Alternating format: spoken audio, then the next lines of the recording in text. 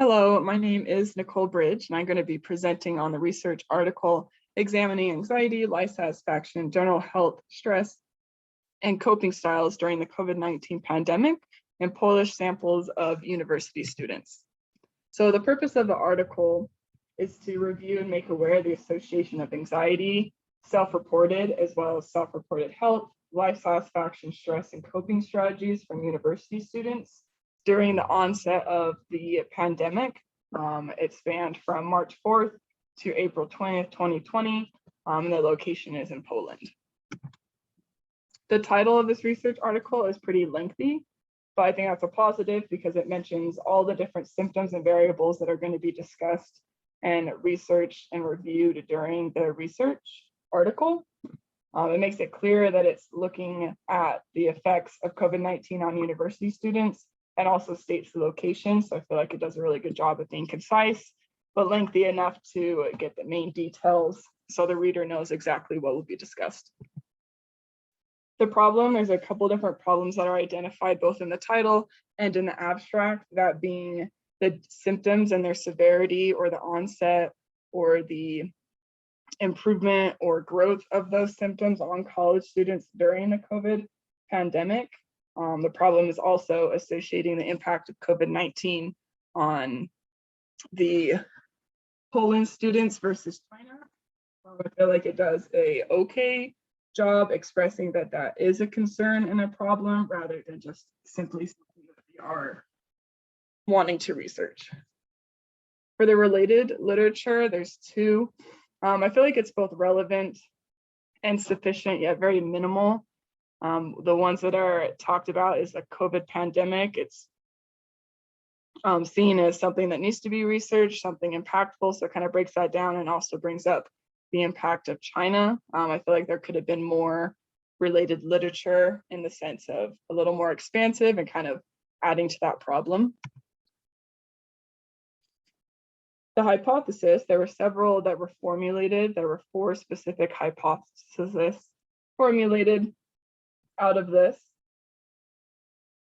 They were very explicit and very detailed.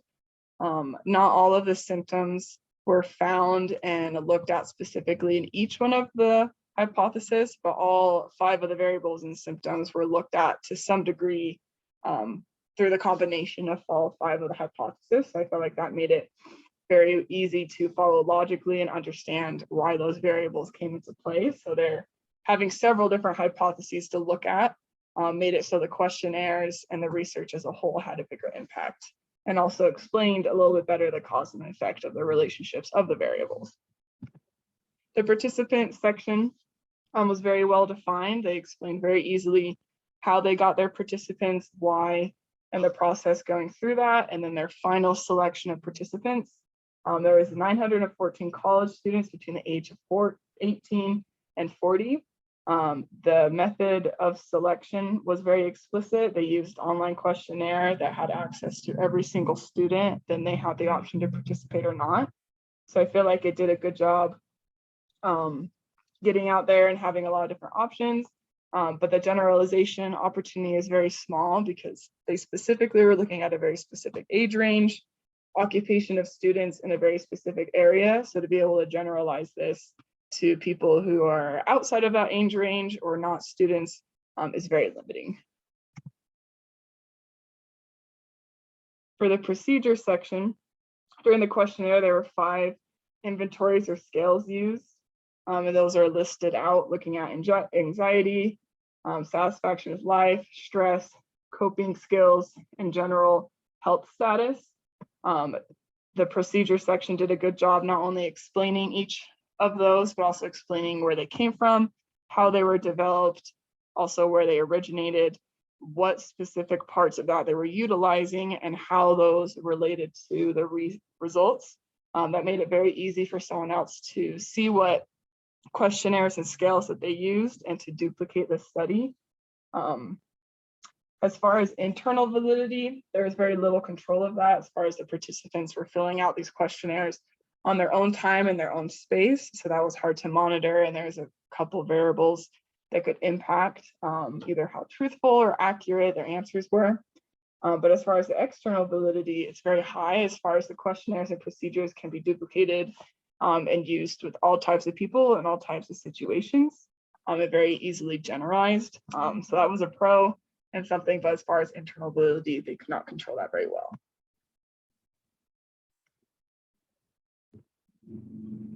The instrument section is very well described and referenced within this article. Each part of the questionnaires were broken down into what was being answered, what was being recorded and reviewed, and allowed for clear description of the independent and dependent variables, as well as the rationales into why they used these questionnaires and how they were accurate, and looking into those 5 different variables, such as stress and coping mechanisms. So it did a good job going chronologically and breaking them down one at a time, so it's easy for the reader to follow and understand. So due to the detail of the explanation and the references behind the instruments that they used, the instrument section was deemed very adequately described. The analysis of the data section had 2 different statistics described. The descriptive statistics, as far as the numbers and those results, was very effective. It looked at the raw results from each of the questionnaires, and they each had percentages and graphs and numbers representing them. So they represented that very well to show like the raw data. And then the in-particular statistics did a good job connecting the results with those descriptive statistics and connecting that into the relationship of the hypothesis. So that chronologically flowed really well and connected really well as well. The statistics were appropriate for the level of measurement. They didn't sway outside of the variables they were looking at, and they stayed within the questionnaires and specific tests that they wanted to use. The results section did a very effective job relaying and relating the results from each of the individual tests and questionnaires to each of the hypotheses. So it broke it down into about 3 to 5 different sections. So you're able to see what results connected to what part of the hypothesis. So for example, the one that looked at gender, and if being a female resulted in a higher stress or lower stress, they broke that down, connected to the hypothesis, showed us the results, and then moved on to the other 4 variables in a very smooth fashion. The effect size was described both in the categories and in graphs and charts. The results are very clearly reported and grouped into categories based on subject and hypothesis, like I mentioned.